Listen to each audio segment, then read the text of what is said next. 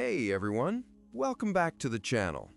If you're new here, take a deep breath and make yourself comfortable, because today we're going to explore something timeless, the teachings of the Buddha, wisdom that has guided millions toward peace, mindfulness, and liberation. And if you find meaning in these reflections, don't forget to like, subscribe, and share this with someone who might need a moment of calm today. Let's begin. Close your eyes for a moment. Let your breath settle, not forced, not shallow, just natural. In this quiet space, listen to the whisper of life around you, the hum of the world, the pulse of your own being. Now imagine a man sitting under a tree, silent, still, awake. His eyes open, and he sees, truly sees the nature of all things. He is the Buddha. And when he finally spoke, he said, "I teach one thing and one thing only, suffering and the end of suffering." Such simple words, yet they contain everything. The story of every joy, every heartbreak, every search for peace. Because in our deepest moments, when everything we love changes, fades, or leaves, we feel that quiet ache of impermanence. But the Buddha wasn't telling us to escape life. He was inviting us to see it clearly, to understand why we suffer, and to realize that freedom is possible, not somewhere far away, but here, within this very breath. This is not a religion, it's an awakening, an invitation to look directly into the mystery of being alive, and to walk the path that leads beyond fear, beyond craving, beyond sorrow, toward a peace that cannot be shaken. And that journey begins with the Four Noble Truths. Before we try to understand it, just feel it. The Buddha said, life is dukkha, often translated as suffering, but that word doesn't quite hold its depth. Dukkha is the ache that runs quietly beneath the surface of things, a restlessness, a tender unease that hums through every heartbeat. It's that moment when something beautiful fades, when the laughter ends, when what once felt whole begins to slip away. It's the subtle knowing that even in joy there's a shadow, because we sense it won't last. You don't have to believe this, just notice. Feel how every moment, no matter how perfect, is already changing, like mist drifting through the morning air. The Buddha wasn't asking us to despair. He was asking us to look gently, honestly, to see how we spend our lives chasing what cannot stay. And in that seeing, something shifts. You begin to realize that suffering isn't a punishment, it's a teacher. It whispers, nothing here can truly be held. And in listening to that whisper, the heart begins to loosen its grip, not through resistance, but through understanding.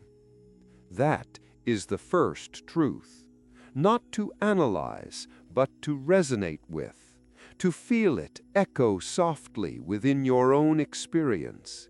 Because only when we see our own suffering clearly can we begin to awaken from it.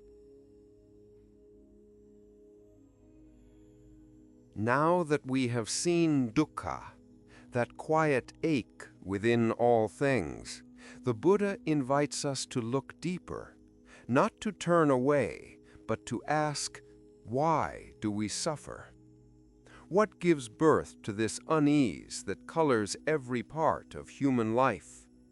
The Buddha saw that at the root of all suffering lies tanha, craving, thirst, grasping, a constant reaching for pleasure, for recognition, for control, for certainty.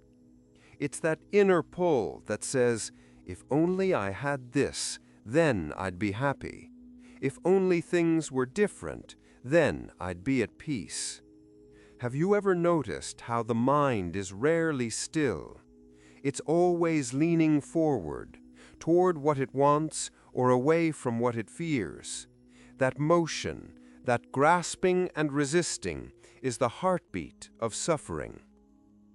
Craving takes many forms. Sometimes it's sensual desire, the wish to taste, touch, or feel more.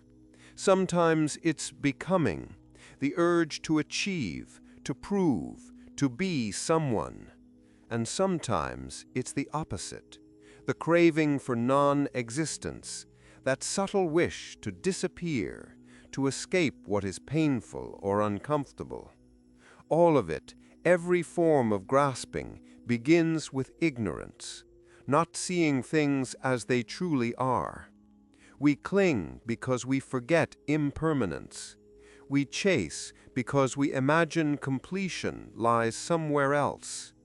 But the Buddha saw clearly, this craving is not evil, it's human, it's natural, yet it binds us again and again to dissatisfaction.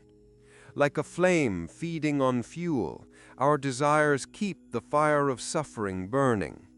And here's the key. The Buddha didn't say, don't desire at all. He said, see your desire clearly. Watch how every craving arises, dances for a moment, and fades. When you see it without judgment, the spell breaks. Slowly, the grip of wanting loosens. And what begins to emerge in that stillness is something deeper than pleasure, something gentler than excitement, a quiet freedom, unconditioned by what you have or don't have. That is the second truth, the understanding that suffering is born from craving, and that by knowing this craving deeply, we begin to discover the doorway out of it.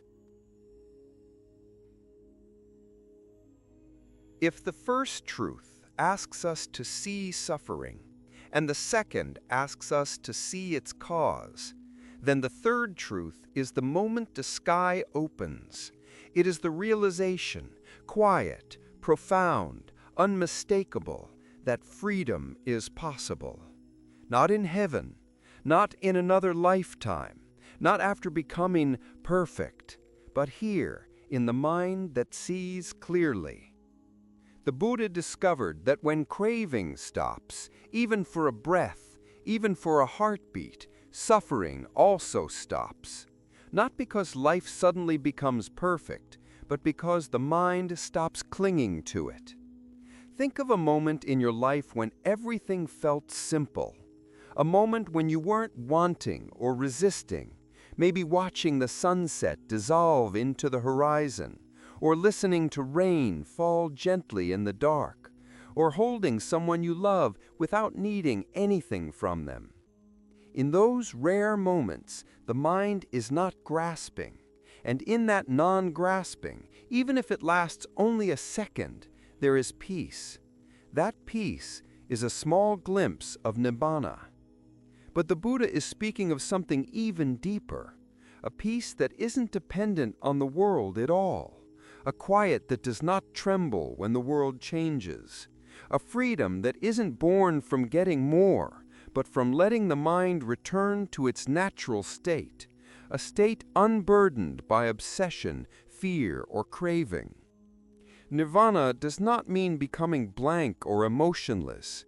It means the fire of craving has gone out, not suppressed, not fought, simply extinguished because the fuel is no longer being thrown into it. And what remains is clarity, awareness that is vast, open, unbound, a heart that can fully love without clinging, a mind that can fully feel without drowning. This is the third noble truth, the truth that there is an end to suffering, and it begins the moment we stop feeding the flames inside us. Not a belief, not a promise, but a lived reality, one that unfolds every time you see clearly and let the moment be exactly what it is. If the third noble truth is the moment the clouds part, then the fourth is the road revealed beneath your feet. It is the Buddha saying, freedom is possible, and here is how you walk toward it. This path is called the Noble Eightfold Path, but don't think of it as a checklist or a doctrine. It is more like learning how to live with clarity, how to move through the world without tightening, grasping, or resisting life. It unfolds in three broad movements of the heart and mind. 1. Wisdom, Panya. This is not book knowledge. It is the wisdom that arises when your eyes begin to see deeply. Right view, seeing the world as it truly is, impermanent, interconnected, alive, recognizing that every moment is shaped by causes and conditions, that nothing stands alone, not even you. Right intention, the quiet resolve to live with kindness, to let go of hostility, and to release the compulsive craving that clouds the heart. It is the intention to live with gentleness toward yourself and others. Wisdom is the foundation of freedom.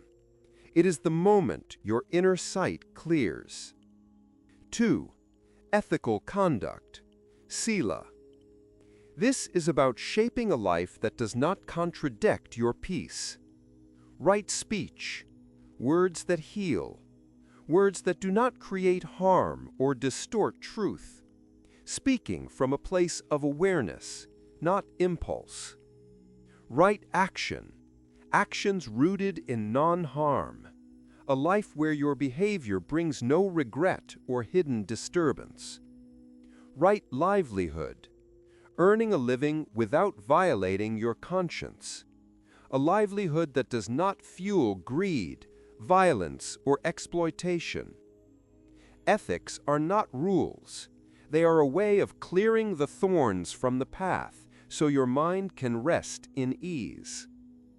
3. Mental discipline, Samadhi. This is where the inner journey deepens. Right effort, not forcing, not pushing, but gently cultivating what is wholesome and letting go of what brings agitation. Right mindfulness, being fully present, seeing the breath as it is, the body as it feels, the heart as it moves, the mind as it wanders, without judgment, without clinging. Mindfulness is the art of returning home to the moment, again and again and again. Right concentration, a steady, collected mind, a mind that gathers itself into stillness like a pool of water undisturbed by wind. From this stillness, insight dawns naturally. The path is not linear. The Eightfold Path isn't walked one step after the other. It works more like a spiral, each aspect strengthening the others, each insight deepening the whole. And the Buddha taught this not as a philosophy, but as a lived, breathing practice, a way to free the heart from the patterns that bind it. With each moment of awareness, with each act of compassion, with each breath taken without craving, you are already walking this path. You don't travel it to reach nirvana. You travel it because each step is nirvana unfolding. Before the Buddha taught meditation, before he taught morality, before he taught the Eightfold Path, he taught us how to see, not with the eyes of the mind, but with the quiet, unfiltered awareness of the heart. These three universal truths, Impermanence, unsatisfactoriness, and non-self are not ideas to believe, they are realities to witness in every breath, every thought, every moment of your life. Let us enter them slowly, gently, as if walking into a sacred space. 1. Anicca, impermanence. Everything you experience, every sound, every feeling, every heartbeat is in motion. Nothing stays, not joy, not pain, not even the you that is experiencing them. Watch your breath. One breath arises and passes away. A thought appears, stays for a moment, dissolves. A feeling warms the chest and fades like evening light. Impermanence isn't a tragedy. It is the pulse of the universe. It's what allows us to grow, change, heal, awaken. When you truly feel anicca deep in your bones, not as philosophy, but as lived truth, something inside you softens. You stop gripping so tightly. You become available to the present moment. 2.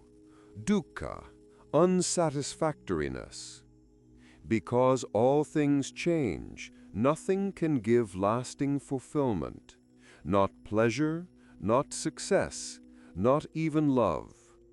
Everything conditioned is unstable, and whatever is unstable cannot be our refuge.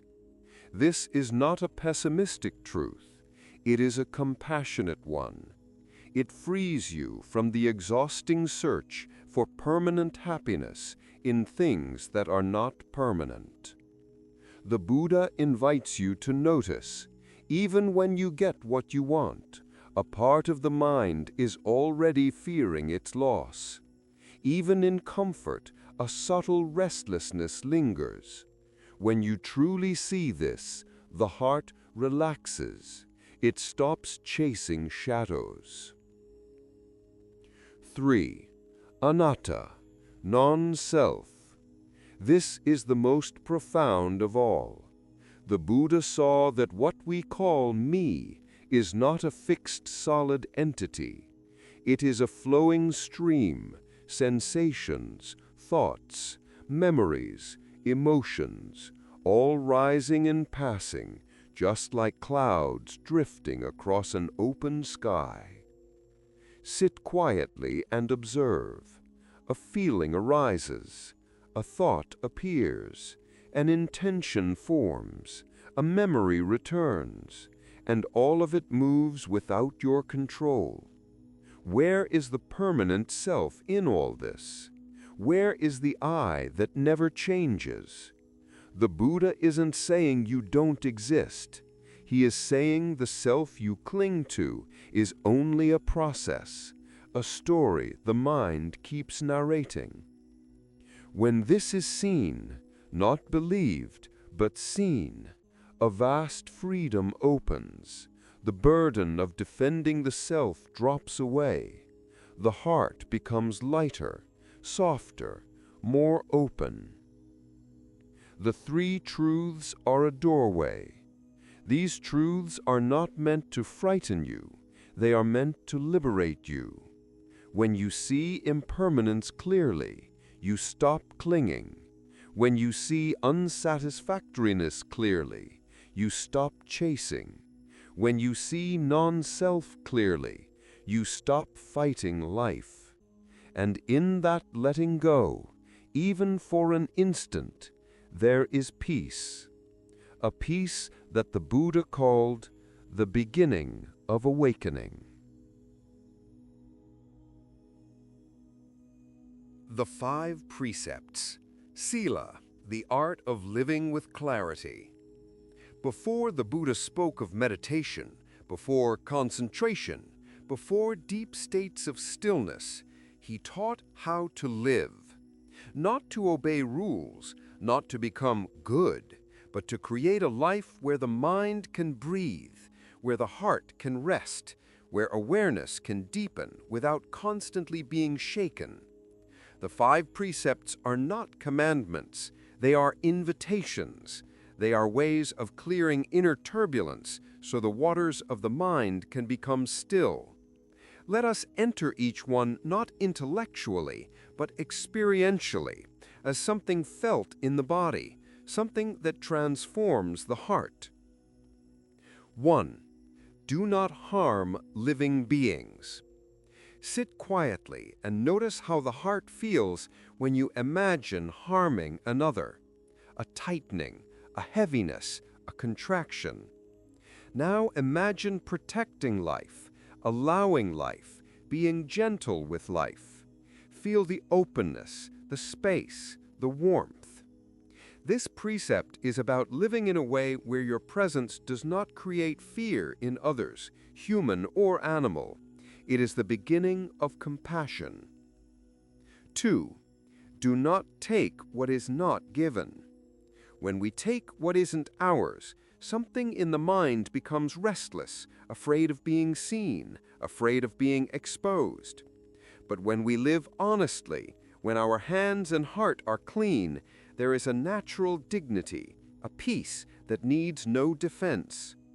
This precept invites you to move through the world without leaving disturbance behind you. 3. Refrain from harmful sexual conduct. This is not suppression, it is awareness.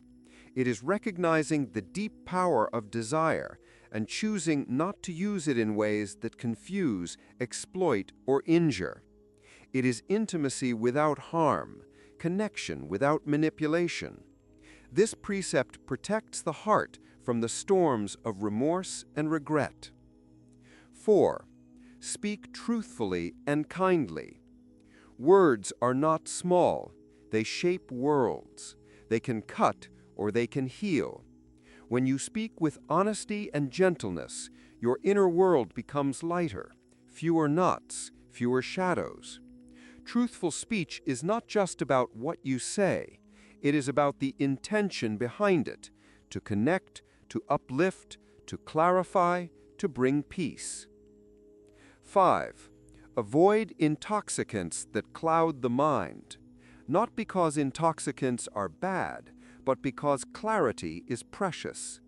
Every moment you dull the mind, you drift further from the capacity to see. Every moment you protect clarity, you protect your freedom. This precept is about cherishing awareness like a lamp in the dark. The precepts as a path of beauty. The 5 precepts are like polishing a mirror, removing the dust from your actions, your words, your intentions, so that wisdom can shine through. When you live in harmony with them, your mind becomes lighter, your sleep becomes deeper, your relationships become softer, and meditation becomes a doorway instead of a struggle. Ethics in Buddhism are not obligations. They are the natural expression of a heart that longs to be at peace. This is the beginning of inner beauty, the kind the Buddha spoke of, the kind that does not fade. When the Buddha awakened, he didn't become detached from the world. He didn't pull away from people. He didn't rise above suffering and ignore it. He looked at the world with a heart so open, so tender, so awake, that compassion became as natural as breathing. Because when the mind becomes clear, when the illusion of I and mine begins to soften, you start to see something extraordinary. There is no separate self. There never was. Every joy you've ever felt has roots in someone else's kindness. Every wound you carry echoes through the hearts of countless beings who have suffered just the same. We are not isolated islands. We are waves in the same ocean, different shapes, different movements, but made of the same water. This is interbeing. When you breathe in, the trees breathe out. When you smile at someone, their nervous system softens. When you hold another's pain with presence, some part of your own pain dissolves too. The Buddha realized that to understand suffering is to understand all beings, and to understand all beings is to love them. Compassion is not a moral duty, it is the natural flowering of awakening. It is what happens when you see that every being you meet just wants to be safe, to be loved, to be free from fear. Even those who harm others, even those who stumble in ignorance, even those who cannot see their own suffering. To awaken is to hold the world gently, not because it is perfect, but because it is fragile. And in that gentleness, something in you becomes vast, boundless, unshakable. A love that does not cling, a compassion that does not exhaust, a kindness that flows from wisdom, not from obligation. This is the awakened heart, a heart that beats not just for itself, but for all beings. Take one last breath with me. Feel how this moment rises and gently falls away, just like thoughts, just like feelings, just like everything. The Buddha didn't ask us to believe anything. He asked us to look, to see suffering, to see its cause, to see its end, and to walk the path that leads to freedom. He asked us to observe impermanence, to understand the mind, to let go of clinging, and to live with compassion. Not someday, not in another lifetime, but here, in the simplicity of this breath. If these reflections touched you, if they gave you even a moment of stillness, a moment of clarity, a moment of peace, then carry that moment into your life, into your relationships, into the way you speak, into the way you move through the world. And remember the Buddha's words, with our thoughts, we create the world. Thank you for walking this journey with me. If this brought you value, leave a like or a comment below and share it with someone you care about.